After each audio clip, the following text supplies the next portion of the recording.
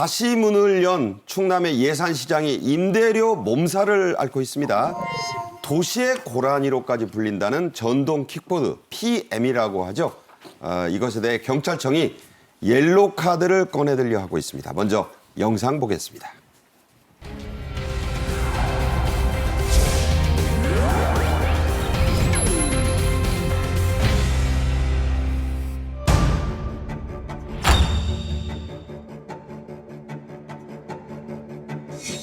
가게 하나에 10만 원짜리가 지금은 160, 170, 180 이런 원까지 올라간다고 하니까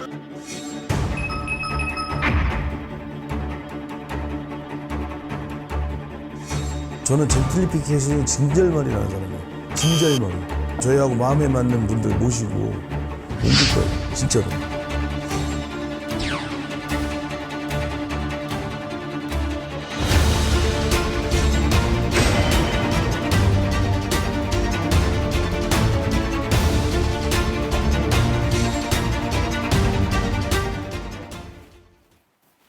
네, 이번 주제에는 양지민 변호사도 함께 하시겠습니다. 안녕하세요. 안녕하세요.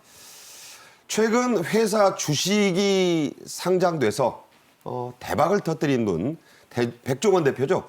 소멸해가던 충남 예산의 전통시장을 살려냈는데 상당히 이게 호평이 있었죠? 반응이 굉장히 좋습니다. 일단 백종원 대표의 고향이 예산입니다. 그래서 애착을 가지고 이 예산 살리기에 정말 동참을 한 것 같은데요.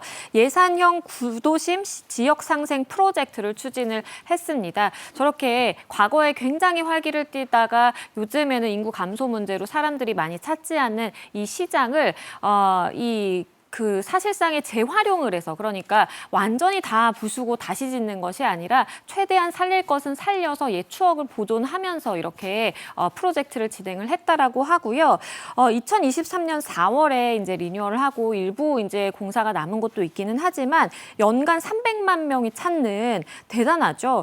이렇게 많은 사람들이 찾는 명소로 탈바꿈을 시켰다라는 평가를 받고 있습니다. 초기에 이 더본코리아의 자산을 투입을 해서 화장실을 싹 고쳐서 기부 납하기도 했다라고 하고요. 시민들과 국민들의 이러한 평이 굉장히 좋습니다. 네.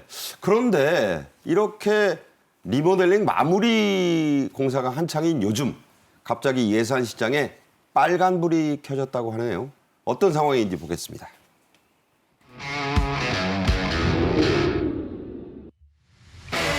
이쁘다. 어우, 뿌듯하다. 좋다. 이쁘다.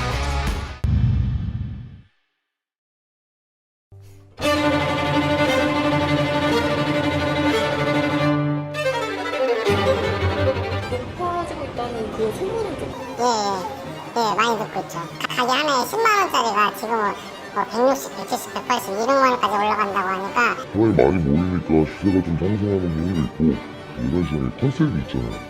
거기에 발맞추고 가야 되는데 저는 젠틀리피케이션이 진절머리라는 사람이에요. 진절머리. 네, 진절머리를 두 번이나 얘기했습니다. 일명 이 젠트리피케이션이라고 불리는 현상.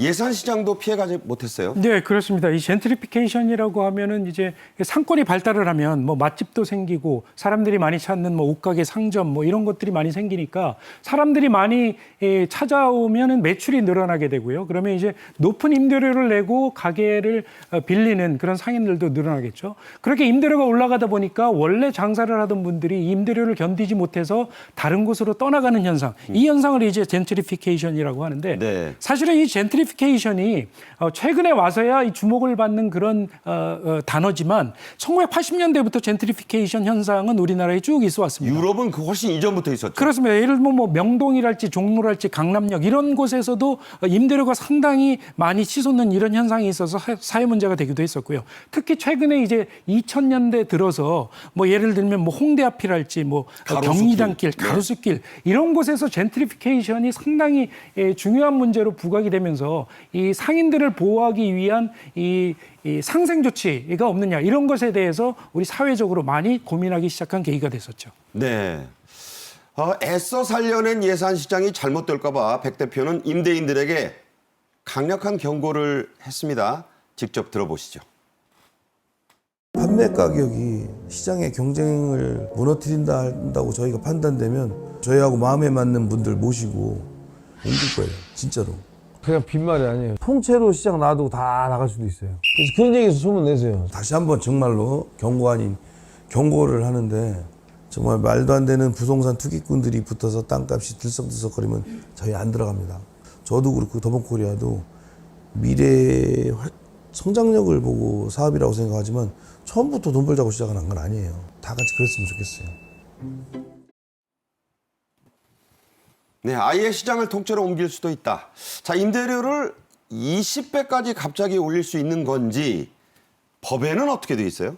일단은 저런 이제 상가들의 경우에는 상가 건물 임대차 보호법에 이제 보호를 받습니다. 사실상 영세한 사실 임차인들의 권리를 보호하기 위한 법률이기는 한데요. 그렇다라고 보장의 범위가 모두 다 포함되는 것은 아닙니다. 환산 보증금을 기준으로 나눠볼 수가 있겠는데요. 만약에 나의 이제 보증금이 지역별로 이제 환산 보증금은 차이가 있습니다. 그래서 환산 보증금보다 미치지 못한다. 그러면 사실상 5%를 넘겨서 인상할 수는 없습니다. 그런데 만약에 내 보증금이 환산 보증금을 초과한다라고 한다면 사실상 임대차 보호법에 보호를 받지 못합니다. 그렇기 때문에 물론 주변 시세라든지 뭐 주변의 상황에 맞게 이제 인상할 수 있다라고 되어 있기는 하지만 사실상 만약에 임대인이 몇 배, 뭐 과도하게 뭐 5배 이렇게 올린다라고 하더라도 임차인 입장에서는 법적으로 문제 삼을 것이 없기 때문에 이 환산 보증금 지역에 따라 다른데요. 그것에 따라서 나뉜다라고 보시면 되겠습니다. 네. 자, 법에도 이렇게 좀 빈 곳이 있다는 지적이었어요. 서울에서도 아까 신 교수 얘기했지만 이 젠트리피케이션 몸살 여러 곳이 앓고 있죠? 그렇습니다. 이 서울에서 아주 오래전부터 있었던 문제였는데요. 가장 많이 언급이 되는 곳 중에 하나가 이제 경리단길이라고 해서 저 무슨 단길 많잖아요. 그렇습니다.